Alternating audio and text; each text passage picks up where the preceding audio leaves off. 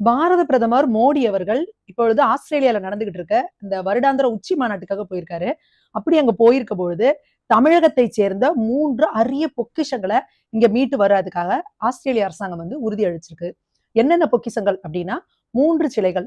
திரிசூல வடிவிலான பத்ரகாளி, இது ஒரு உலோக சிற்பம். கிபி 13ல இருந்து 16ஆம் நூற்றாண்டை சேர்ந்தது.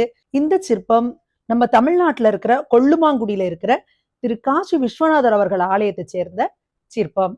அடுத்ததா நந்தியம் பெருமானோட ஒரு கிரானைட் சிற்பம். இது கிபி 13, 16ஆம் நூற்றாண்டை சேர்ந்தது. இந்த சிற்பமும் கொள்ளுமாங்குடியில இருக்கிற திரு காசி விஸ்வநாதர் ஆலயத்தை சேர்ந்ததுதான்.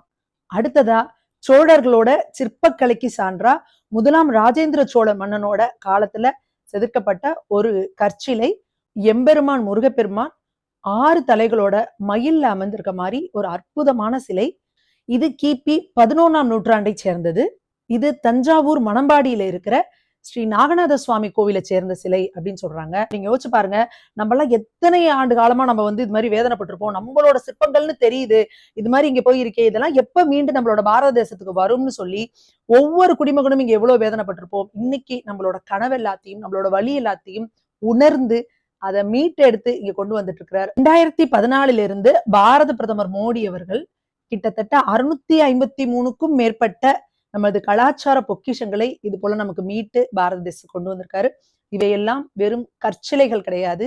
நம் முன்னோர் வாழ்ந்த வாழ்வின், நம்மளோட அடையாளங்கள், நம்மளோட வரலாறு, நம்மளோட பாரம்பரியம், நம்ம கலாச்சாரம், இது எல்லாத்தையும் உயிர்ப்போட நம்ம முன்னோர்களோட அந்த கலையின் மூலமா அவங்களோட ஒவ்வொரு அணுவையும் அவங்க அவங்களோட உயிரை கொடுத்து செதுக்கியிருக்காங்க.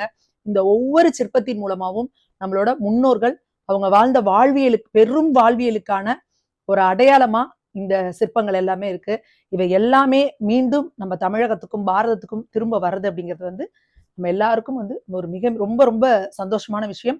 அதற்காக பாரத பிரதமருக்கு தமிழக மக்களின் சார்பா மிகப்பெரிய நன்றியை தெரிவிச்சுக்கிறோம். நன்றி ஐயா.